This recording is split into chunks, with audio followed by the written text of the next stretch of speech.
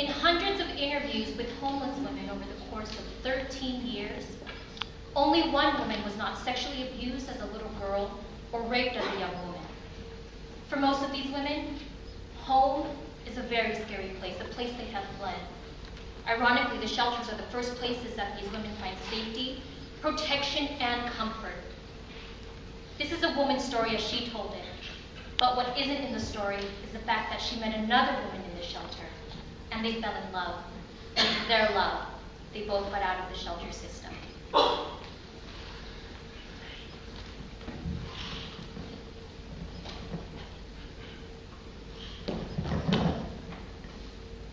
Memory, December 1965, 5 years old. My mama tells me, in a scary, loud, life-threatening voice, to stop scratching your Coochi Snocher.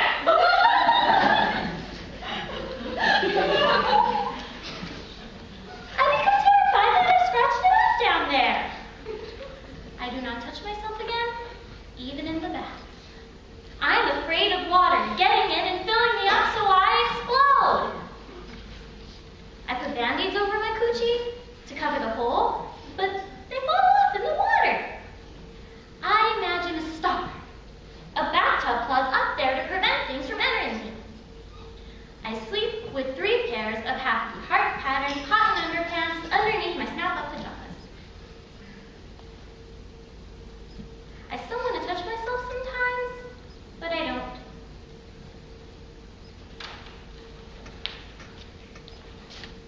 Memory, 7 years old. Edgar Montan, who's 10, gets angry at me and punches me with all his might between my legs. Feels like he breaks my entire self. I live home. I can't pee. My mama asked me what's wrong with my Coochi Snocher, and when I tell her what Edgar did to me, she yells at me and says to never let anyone touch me down there again. Well, I try to explain to her that he didn't touch it, Mama. He punched it. Memory, 9 years old. I'm playing on the bed, bouncing and falling, and impale my Coochi Snocher on the bedpost. I make high-pitched screaming noises that come straight from my Coochi Snorcher's mouth. I get taken to the hospital where they sew it up down there from where it's been torn apart. Memory, 10 years old. I'm at my father's house and he's having a party upstairs. Everyone's drinking. I'm playing alone in the basement and I'm trying on my new cotton white brown panties that my father's girlfriend gave me.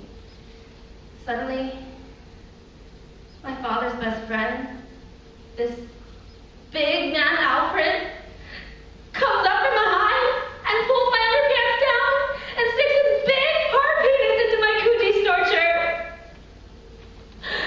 I scream. I kick. I try to fight him off, but he already gets it in. My father's there then, and he has a gun, and there's a loud, horrible noise, and then there's blood all over Alfred and me. Lots of blood. I'm sure my Coochi Snorcher's falling out. Alfred's realized her life, and my mama doesn't let me see my father for 7 years. Memory, 13 years old. My Coochi Snorcher is a very bad place. It's a place of pain, Nastiness, punching. invasion, and blood. It's a site for mishaps. It's a The bad bad luck zone. I imagine a freeway between my legs and I am traveling. Going far away from here. Memory, 16 years old.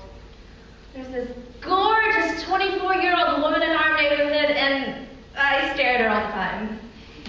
One day, she invites me into her car, and she asks me if I like to kiss boys. I tell her, I do not like that.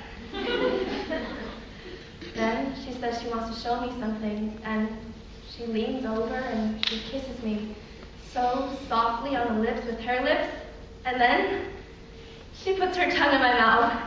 Wow. She asks me if I want to come over to her place, and then she kisses me again and tells me to relax, to feel it, to let our tongues feel it. She asked my mom if I could come over, and my mother's delighted that such a beautiful, successful woman has taken an interest in me. I'm scared, and I can't wait. Her apartment's fantastic. She's got it hooked up. It's the 70s, the beads, the fluffy pillows, the moonlights. I decided right there that I'm going to be a secretary like her when I grow up. She makes the vodka for herself and then asks what I want to drink. I say, I think she's drinking. And she says, she doesn't think my mom would like me drinking vodka. And I say, she probably wouldn't like me kissing girls either. And the pretty lady makes me a drink. Then she changes into this chocolate satin teddy. She's so beautiful. I always thought bull daggers were ugly. I say, you look great. She says, so do you. I say, but I only have this white cotton bra and underpants. Then she dresses me, slowly, in another satin teddy. It's lavender, like the first soft days of spring. The alcohol has gone to my head and I'm loose and ready. There's a picture over her bed of a naked black woman with a huge afro. She gently and slowly lays me out on the bed and just our bodies rubbing makes me come. Then she does everything to me and my Coochi Snocher in ways that I always thought was nasty before, and wow, I'm so hot, so wild. She says, your vagina, untouched by man, smells so nice, so fresh. Wish I could keep it that way forever. I get crazy wild, and then the phone rings, and of course it's my mama. I'm sure she knows. She catches me at everything. I'm still breathing so heavily, and I try to act normal when I get on the phone, and my mama asks me, what's wrong with you? Have you been running? I say, no, Mama, exercising. Then she tells the beautiful secretary to make sure I'm not around boys, and the pretty lady tells her, trust me, there's no boys around here. Afterwards, the gorgeous lady teaches me everything about my Coochi Snocher. She makes me play with myself in front of her and teaches me all the different ways to give myself pleasure. She's very thorough. She tells me to always know how to give myself pleasure so I'll never need to rely on a man. In the morning, I become worried that I'm a butch because I'm so in love with her. She laughs, but I never see her again. I realize later that she was my surprise, Unexpected? and politically incorrect salvation.